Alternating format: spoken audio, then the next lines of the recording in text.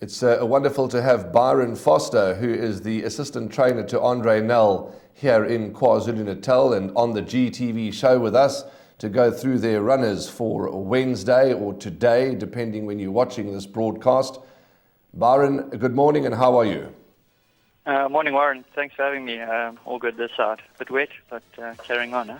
Absolutely. And when you watch this later on, you'll see my colleague Graham Hawkins is in the studio with us, and there's a picture that we've got of you. And as we put the picture up, Graham said you look like you were either just come out of university or you look like a professor.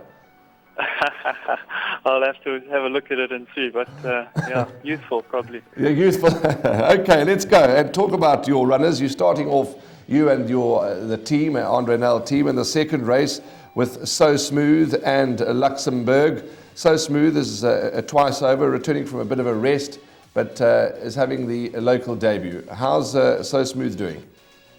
Yeah, Warren, he arrived about a few weeks ago. His work hasn't been that bad for a maiden. If you look at his form and that, he probably puts you off his form, but he hasn't worked that badly. And obviously, you've got to respect the favourite, Anton and Michael Roberts, and I think Van Zales has also got a decent chance in the race. But it wouldn't surprise me if he pulled the back end of a quartet just on how he's worked. Obviously, the last few days haven't been ideal, but before that, he wasn't working too badly. Well, that's important feedback because Graham and I had dismissed this horse, to be quite honest with you, and now talking to you and talking to all the trainers, it does certainly help. So we now will include number 4, So Smooth, into our quartet play. But you backed up here with Luxembourg, who's having his 14th bite at the cherry, always there and thereabouts, an earner for the yard. Yeah, look, he's got his issues, and obviously last time was off a break. He was probably a bit unlucky. He got caught in a bit of traffic, and he ended up being further back than what we hoped for. But he finished his race off really well, and he pulled up sound, which was the main objective for the race. And unfortunately, he had a little abscess. We had to scratch him about 2 or 3 weeks ago, but he's over that. And like you say, he's always thereabouts. Obviously, the top horses will probably have to fluff their lines if he's going to get a shot, but he'll be running on at them at the end again. We'll probably use the same tactics and drop him out because he seemed to, the first time that we really rode him cold, and he seemed to enjoy it, so we'll probably use the same tactics. Okay, then you're doubled up again in the 4th race. You've got Anne Mahal and More Than a Dime.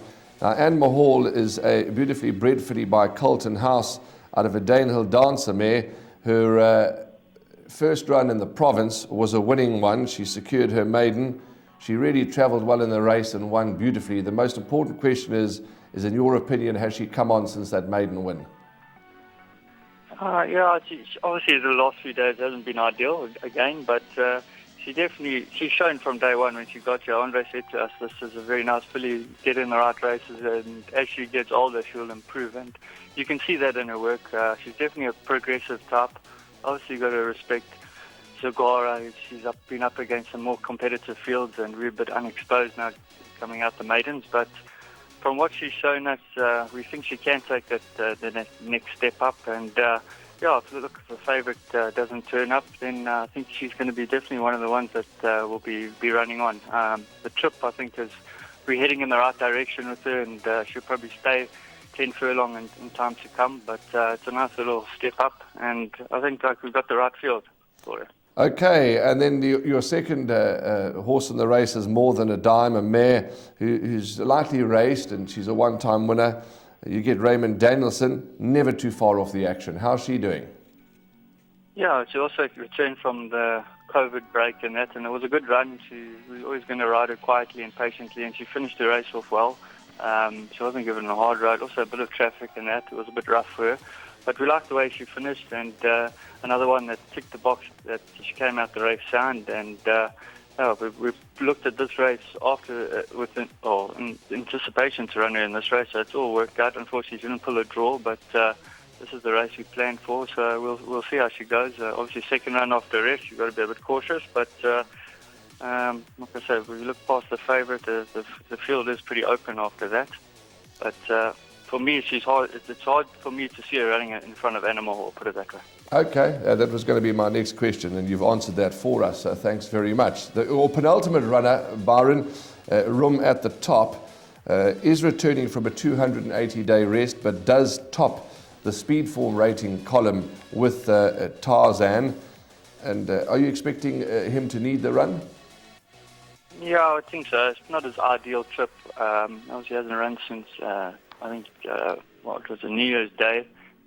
Look, he's a horse that was running consistently or fairly well over 10 furlong. So this race is more for him just to bring him on and hopefully he pulls up sound and then we can plot from there. But yeah, if we can run into the back end of a quartet, it'll be great. First half of the field is probably more a realistic option with him. Okay, and now, of course, I've just lost my place, so give me a second to find, Washington Square. The 8th race, it's your last runner in the last race. And Washington Square, a 3-time winner. He gets the weight off from young Tubbs Gumede. And not to sound like a stuck record, but it is what it is. A horse that's never too far off the action and seems to always give of his best. Yeah, and since we've brought him back to the minimum trip, he's done really well. I think last time he probably wasn't as sharp as what we thought he was, and we were actually looking for a 1200.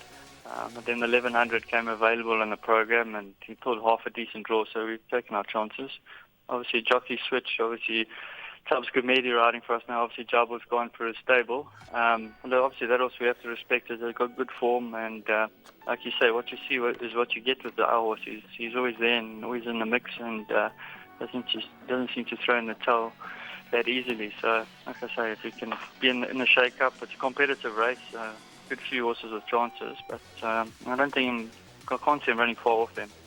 Well, obviously with not running far off, then he's got to be a must for quartets and place accumulators, etc., Byron? Yeah, for sure. Okay, for sure. Lovely, for sure. That's fantastic, Washington Square. Well, thanks for your feedback, thanks for your contribution, and all the best to you and everybody at the Andre Nel stable, and we'll see you at Hollywood Bets Greyville. 100. Thanks, Byron. Cheers. Bye-bye. Bye.